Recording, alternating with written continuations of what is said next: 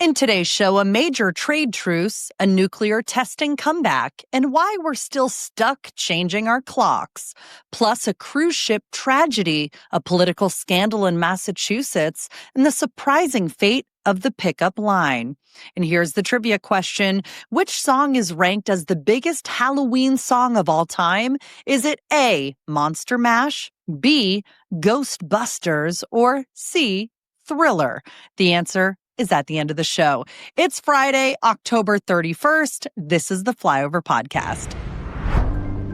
Welcome to the Flyover Podcast, taking you above the noise for an unbiased, high-altitude view of today's headlines with daily coverage that's honest and refreshing. Let's cruise the news and land the facts.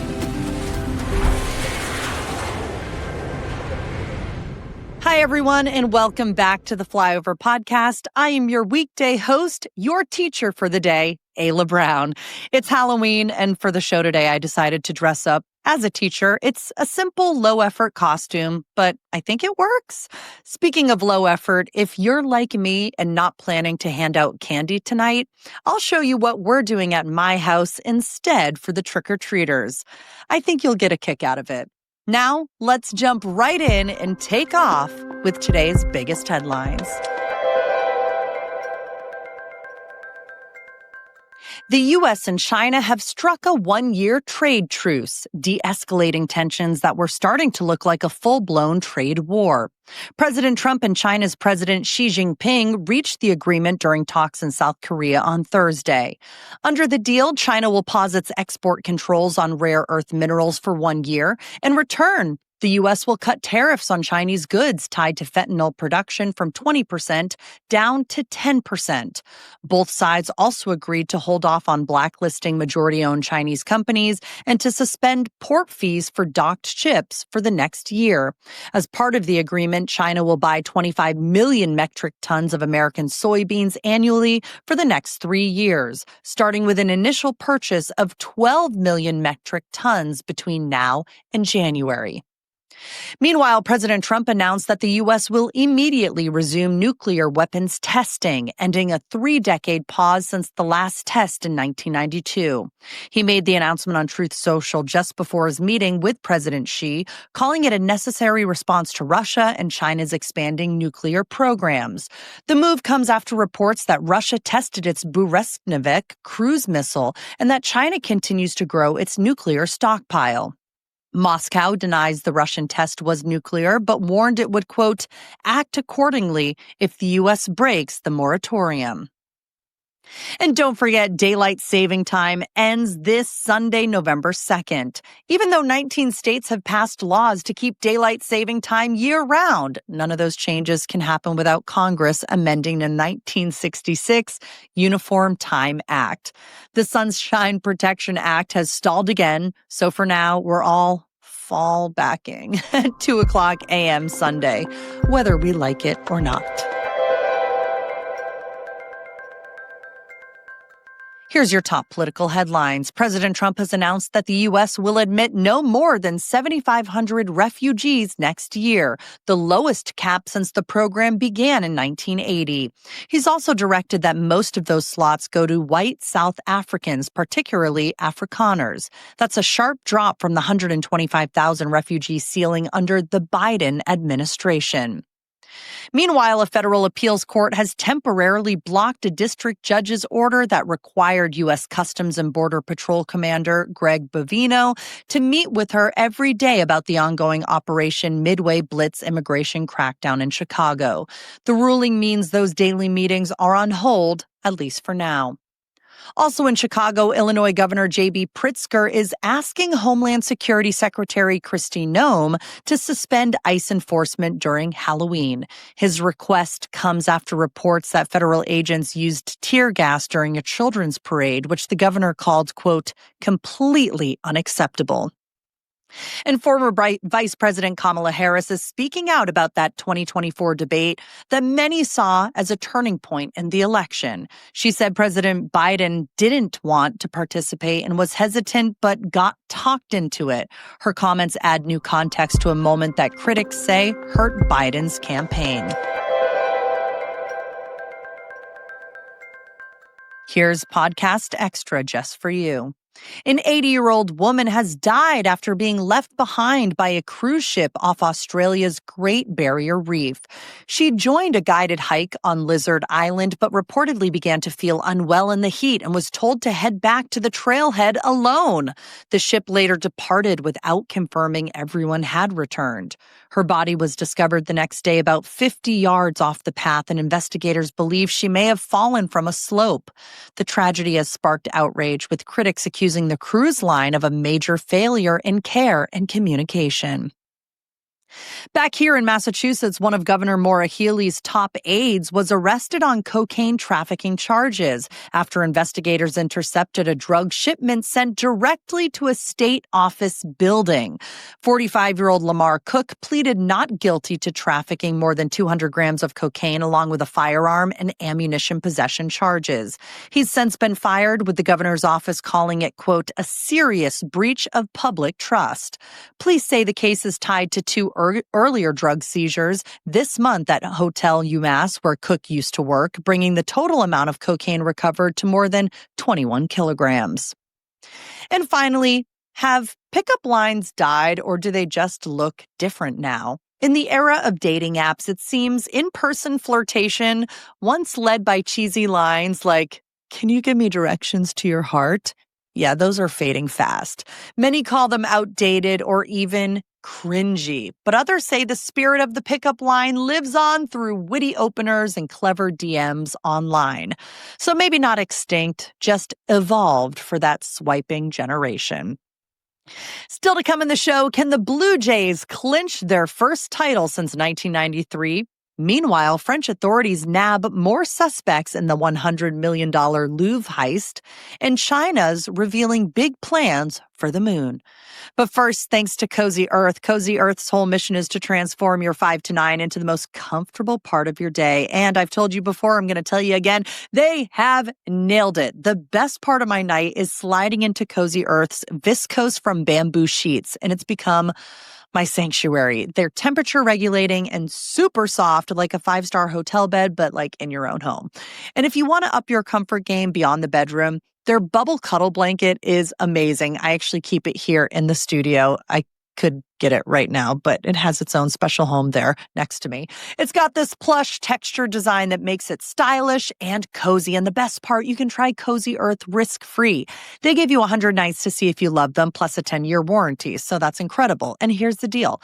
Head to CozyEarth.com. Use my code FLYOVER for up to 20% off. And if you see a post-purchase survey, make sure you let them know that you heard about Cozy Earth right here on the Flyover podcast. Because home isn't just where you live, it's how you feel. Let's go home with Cozy Earth.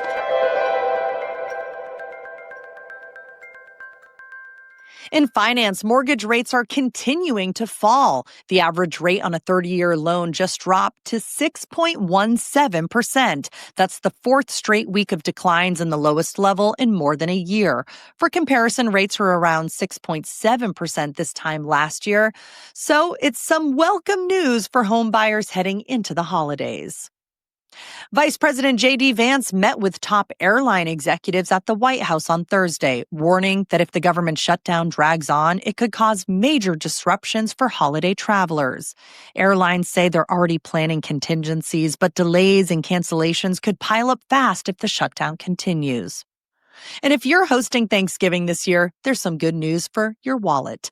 Walmart and several other major retailers are offering holiday meal deals, including a dinner basket for 10 people, priced under $40. The goal is to keep grocery costs down as food prices remain high across the country. Here's how the stocks did. It was a rough day on Wall Street yesterday. The Nasdaq fell 1.5%. The S&P 500 dropped about 1%, and the Dow slipped just under 0.25%. Bitcoin was also down, losing more than 2.5% to around 107,000. Gold, however, moved in the opposite direction. It climbed just over 1% to about $4,030 an ounce. The biggest mover of the day was Chipotle. Its stock plunged 18% after the company cut its sales outlook for the third straight quarter, saying more young customers are being priced out of its burritos and bowls. They charge so much for the guacamole.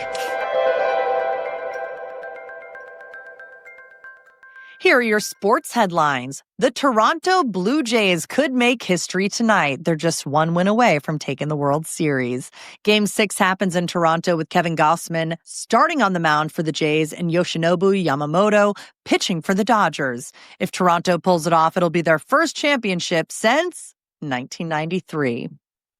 Meanwhile, the MLB Players Association's youth baseball initiative, Players Way, is now under federal investigation. Officials say the program may have misused up to $10 million in union and sponsor funds while producing very little programming since its 2019 launch.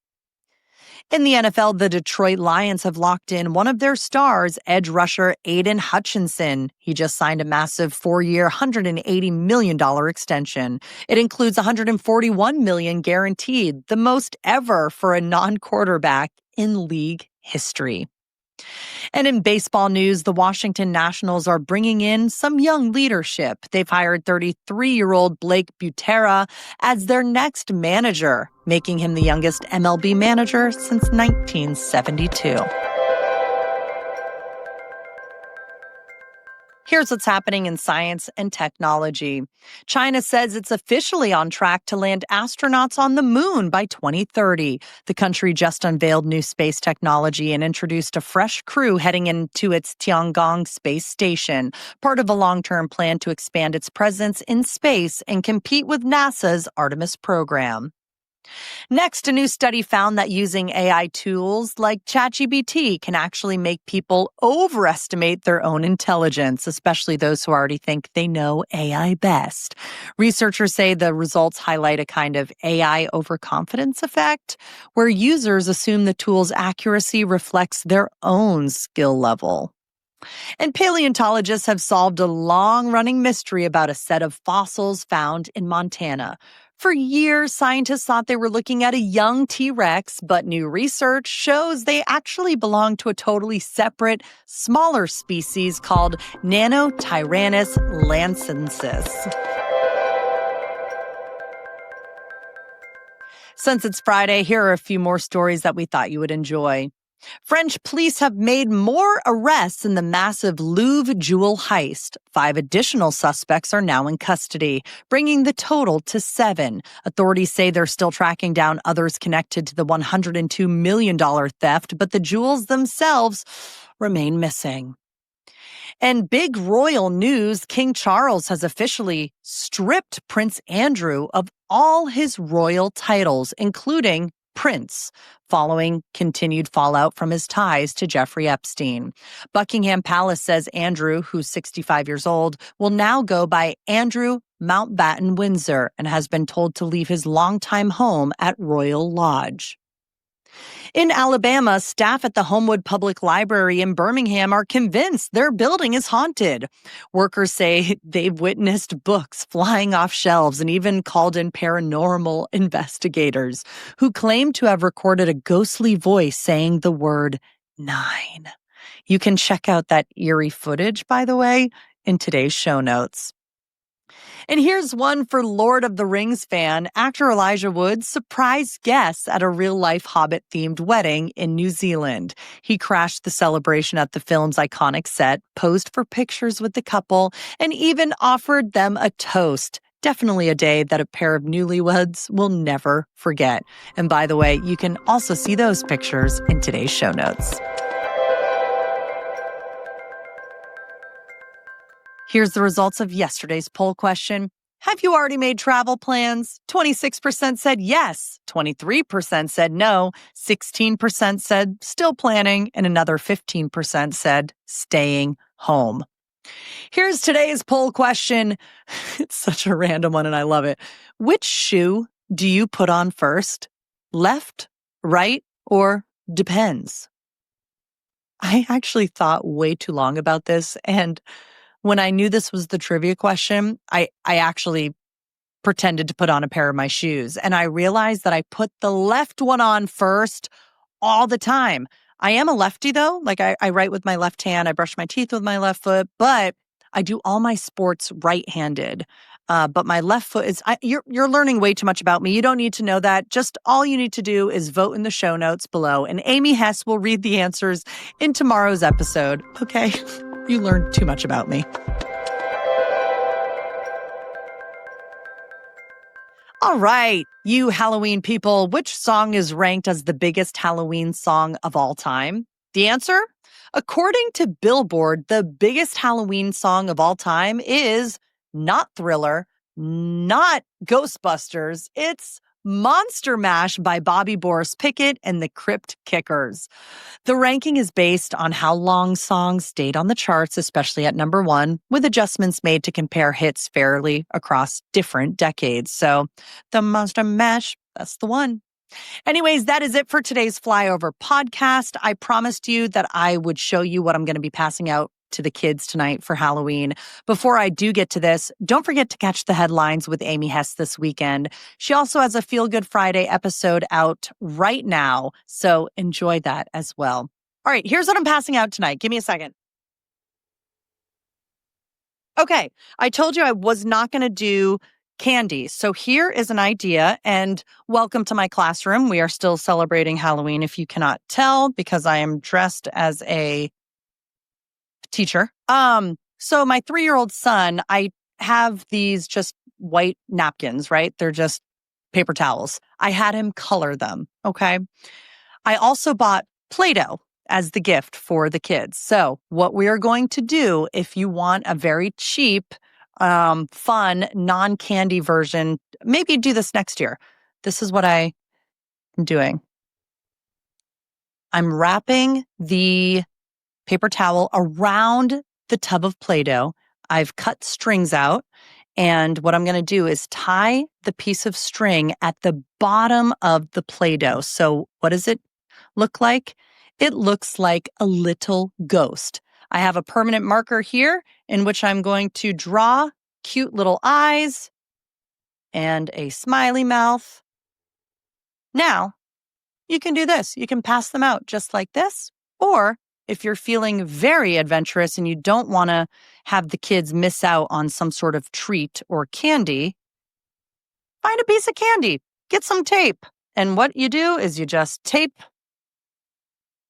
the Play-Doh to the candy, pass it out. Everyone, happy Halloween tonight. If you're going out with your kids or your grandkids, I hope you have a wonderful time. Leave a comment in the comment section what they or you are dressing up as. And I really hope you have fun tonight. I will see you on Monday morning.